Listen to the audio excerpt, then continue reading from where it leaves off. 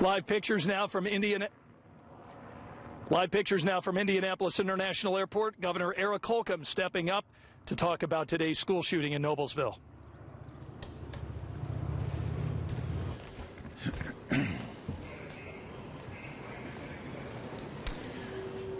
Well, I wish I was greeting you under better circumstances and had a more celebratory disposition. I was planning on reporting about how productive our recent trip was abroad and then delivering the green flag to the Indianapolis Motor Speedway, but obviously when news caught up with us almost real time in flight sometime this morning about 9:06 a.m. with the news coming from the Noblesville West Middle School, that all changed. We did try to keep up to speed electronically, of course, and it should be noted at the very outset here that we are so appreciative and in awe, quite frankly, on how the middle school faculty and the teachers and students reacted. This was as close to, I'm told, textbook of a response as it could have been. The students, teachers, faculty acted swiftly and appropriately, and I'm sure because of that, lives were saved. We're proud of the way that they reacted, and now is the time that we make sure that they have everything that they need. It's heartbreaking to even imagine what these students and teachers and faculty had to endure, which underscores just how important it is that we make sure that these schools and teachers and students have every resource conceivable. We have to make sure that all the resources are there so that they can prevent and respond. And so I've asked a couple folks to be with me today to provide you with some more detail on what exactly occurred and what we know right now. I'm going to ask the superintendent of Indiana State Police, Doug Carter, to share some of those details, but I would just ask your ongoing patience in regards to what can be, what the superintendent is able, what he has the ability to and the liberty to share. But he will share all details that he can at the time that he can. But I just ask you to keep front and center that this is an active, ongoing investigation. And so, Superintendent, if you could at this time share some details that we know of as of right now, real time. Many of you, I believe, were at the news conferences earlier this morning, and I was there in Noblesville at both around the noon hour and then another one at 2 p.m. Nothing has changed necessarily since then, but as you all have previously heard and understand, this is becoming a rather complex investigation. I wish that I could stand here and tell you that if we did A, B, and C, we could assure you that this will never happen again. But unfortunately, I cannot say that to you, and believe me, if there's anything I could do within my power to say it, I would. I can say with 100% confidence in the people standing behind me that this is a #1 priority to them. And what we do here in Indiana is unlike most other states in the nation. And I'm frankly very, very proud of that. The downside of my life is I often have to share bad news with good people. And today's one of those days I've got to do that.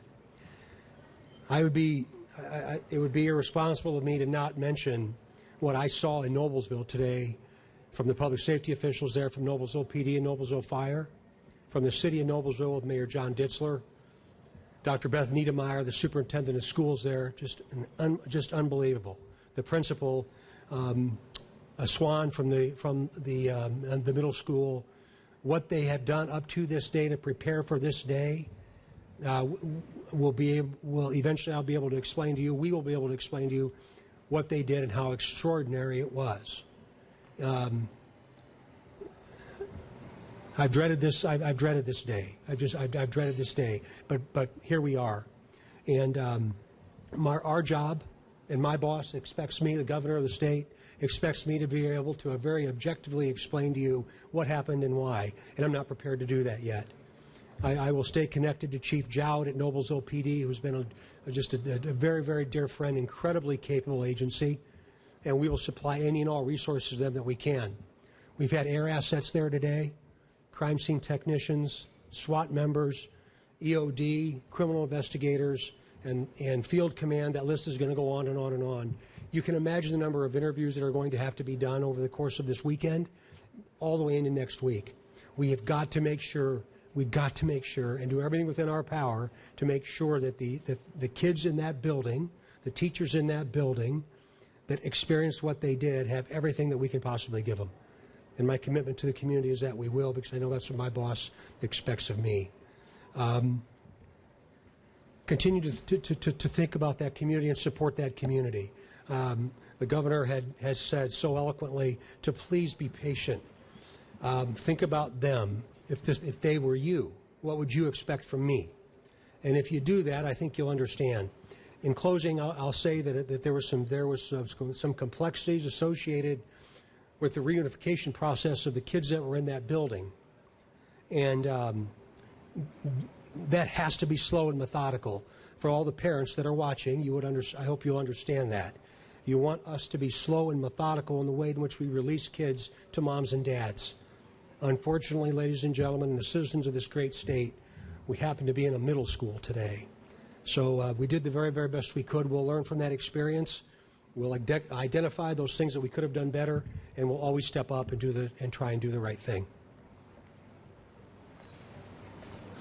Thank you, Superintendent Carter. Also, another key leader in terms of, on both sides of this equation, on the side of prevention, our ongoing efforts, playing off of some of the legislation that was passed just earlier this year, all that work that's ongoing, but also in the response and making sure the system of care is in place and connected to those who need that care now and for the unforeseeable future.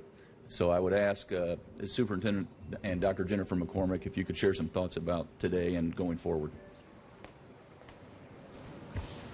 Well, first of all, I would like to recognize the victims, the student and the educator who were shot today at Noblesville Middle School. You know, our thoughts and our prayers go out to those victims and their families. But I also, too, want to acknowledge the whole Noblesville Community Schools.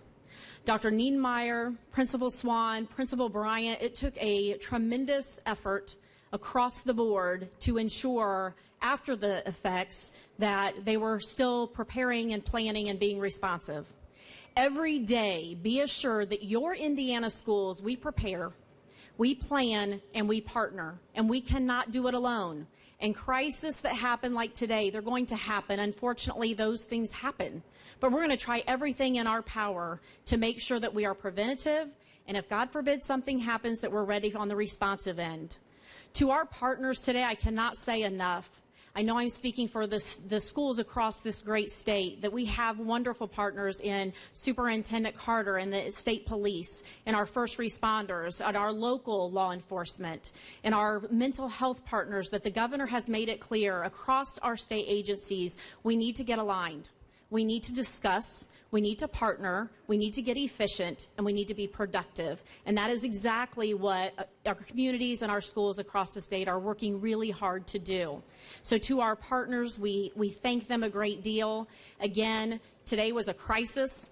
You never want to be on the news for an event such as today, but as far as the response that happened today, I'm very proud of our school. I'm very proud of the whole Noblesville community, and I'm very proud of our partners. With that, I will turn it back over to the governor for some questions.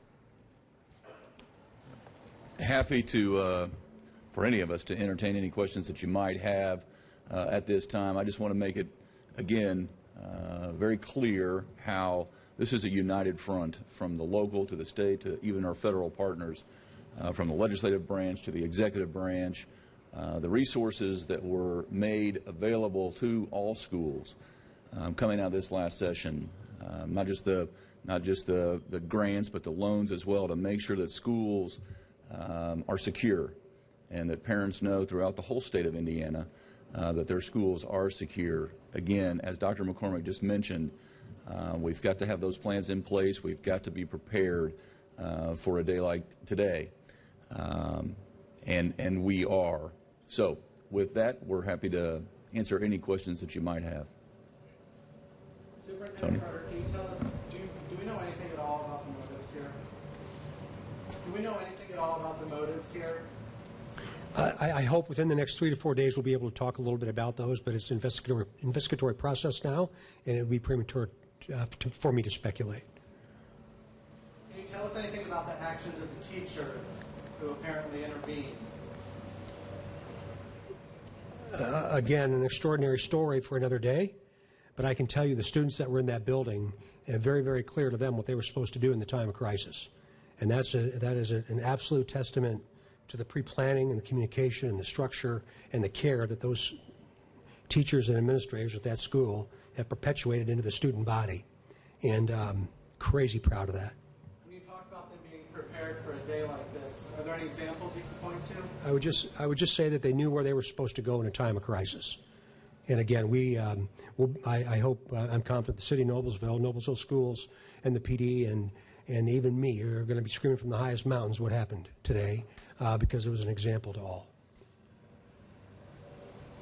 Governor, you had just mentioned and made reference to the school safety bill that passed this session.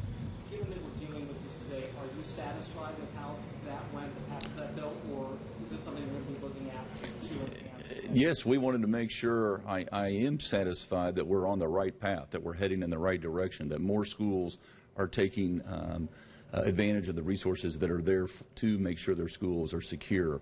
But going forward, in traveling here today, the Speaker and the President of the Senate and I, as you can imagine, we're in a perpetual huddle talking about we need to make sure that we don't leave any stone unturned. And if there's a resource that is needed by a school in the state of Indiana, we're going to find a way to deliver on that. There's nothing more important than we can do.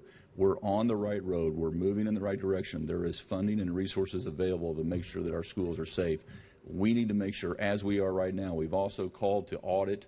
We'll get a lot of that information by August 1st. We'll see where there are some deficiencies, if there are some, throughout the state of Indiana, and then we'll address those issues. Has there been any talk of potentially, legislation that would mandate school shooter training for all schools, or do you think that's best left to the districts to decide for themselves? Well, the school districts can decide if they want, if you're going down the how do you arm inside the school. That's already in place.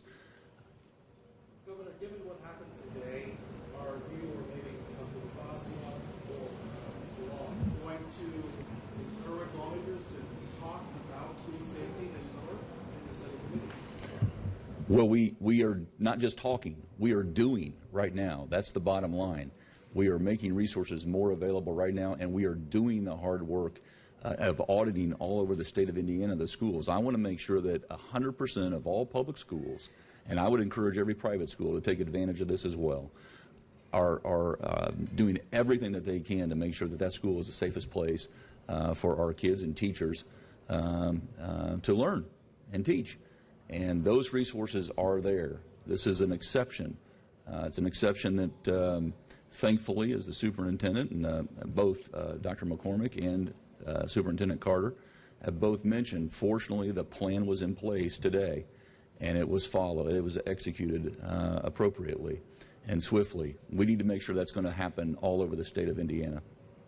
Noblesville's received, I think, over $120,000 in school. Yeah, from the grants already. Yeah. You guys added some more. Significant, yeah. But is it going to make a difference in a situation like It is making a difference. It did today. I'm convinced it saved lives. Can you talk about how? For another day, yes. This is an active, ongoing. And Tony, I'll just say this: there may be in the initial 24, 48, 72 hours a little frustration in the quest for answers immediately, but we want to make sure we don't do anything to tarnish or deter the complete integrity of this investigation. We're going to get to the bottom of exactly what happened, what led to this. But the response could not be more proud of the school, of the leadership, and the community, and how fast it all came together under the most unimaginable tense circumstances.